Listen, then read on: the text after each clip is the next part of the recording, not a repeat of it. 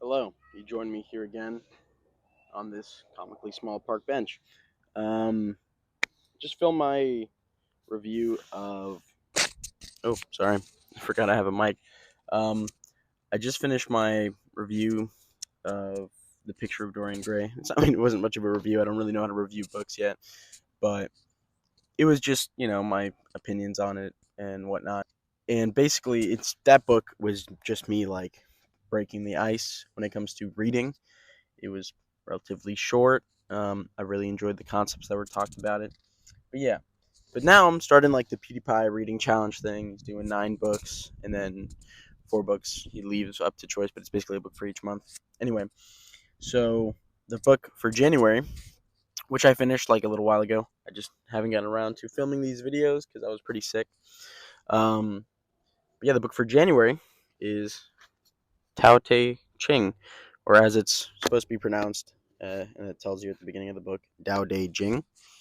Um, yeah, this is basically a book about ancient Chinese wisdom, a lot of like cool little proverbs and whatnot.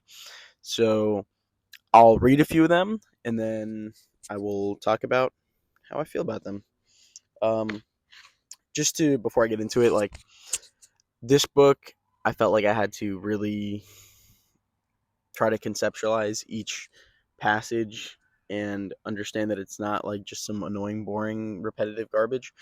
Which it sometimes it felt that way. That's why like you can't read this book all the way through and expect to get really anything from it. But I read it all the way through. Not I mean not in one sitting, but yeah. Anyway, whatever. So I'll read a few of the ones I like. The first one I really liked was uh, actually the second page or second chapter technically. Um, but I'm just gonna read the first line or the first little part of it. I'm not gonna read the whole thing. But when people see some things as beautiful, other things become ugly. When people see some things as good, other things become bad. Being and non being create each other. Difficult and easy support each other. Long and short define each other. High and low depend on each other. Before and after follow each other. So, a big theme of this book, which I mean, it's kind of hard to say that it has a theme, but a thing that reoccurs in this book is the idea of balance, right? So you can't do too much of this without doing that, or this can't happen unless you do too much of that. Things like that. That's a very immature way of describing it, but basically the idea of balance and trying to find balance within yourself and understanding that balance makes everything kind of run, you know. So I really enjoyed that one. Uh, Next up, number 9. This is continuing that thought, playing on balance. Fill your bowl to the brim, and it would spill. Keep sharpening your knife, and it will blunt. Chase after money and security, and your heart will never unclench. Care about people's approval, and you will be their prisoner. Do your work, then step back. The only path to serenity. That's it's kind of the same thing I discussed, discussing balance and whatnot. But I did enjoy that one. I like the thing about sharpening your knife because I do cook. I'm a big cook guy. Maybe you guys will see some of that. But that does happen when you try to sharpen your knife too much. It goes dull. Um, Next one here is number 16. This one's about like going back to the source of things. So, empty your mind of all thoughts. Let your heart be at peace. Watch the turmoil of Banes, but contemplate their return. Each separate being in the universe returns to the common source. Returning to the source is serenity. If you don't realize the source, you stumble in confusion and sorrow. When you realize where you come from, you naturally become tolerant, disinterested, amused, kind hearted as a grandmother, dignified as a king, immersed in the wonder of the Tao. You can deal with whatever life brings you, and when death comes, you are ready. Which I like that one. I like the idea of coming back to where you came from and understanding that all the things you do in life define you and trying to figure out who you initially are at your core is pretty important. Um, we'll do a few more. We'll do 3 more. So 29. I like this one too.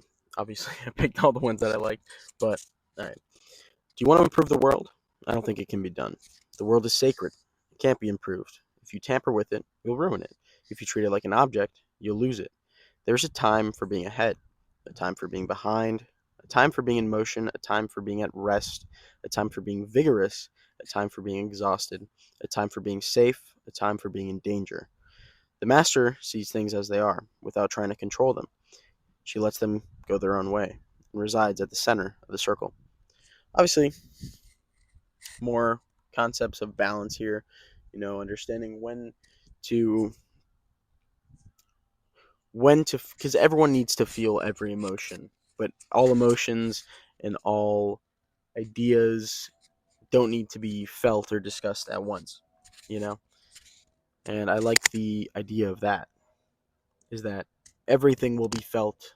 You just need to know when to feel them to keep your mind and your spirit like safe and sacred. Next is 33. Knowing others is intelligence. Knowing yourself is true wisdom. Mastering others is strength. Mastering yourself is true power. If you realize that you have enough, you truly are rich. If you stay in the center and embrace death with your whole heart, you will endure forever. I don't know about embracing death with my full heart yet, pretty young.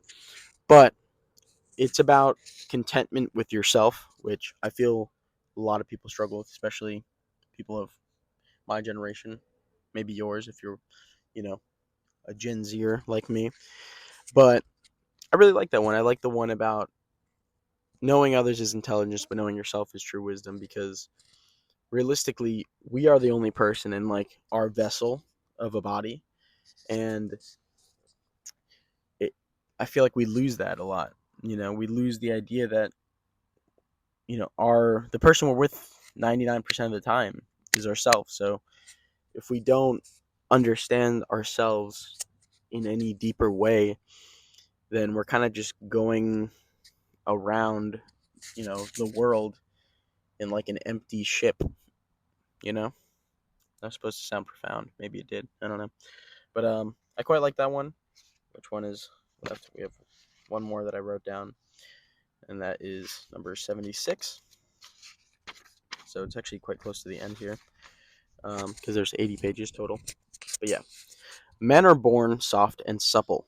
Dead, they are stiff and hard. Plants are born tender and pliant. Dead, they are brittle and dry. Thus, whoever is stiff and inflexible is a discipline of death.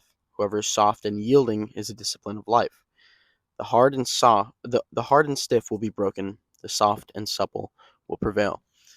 Um, I like that one because it just kind of discusses flexibility and how important being flexible, not just, obviously it's not talking about like pliability and like being physically flexible, but just being flexible in general and not being so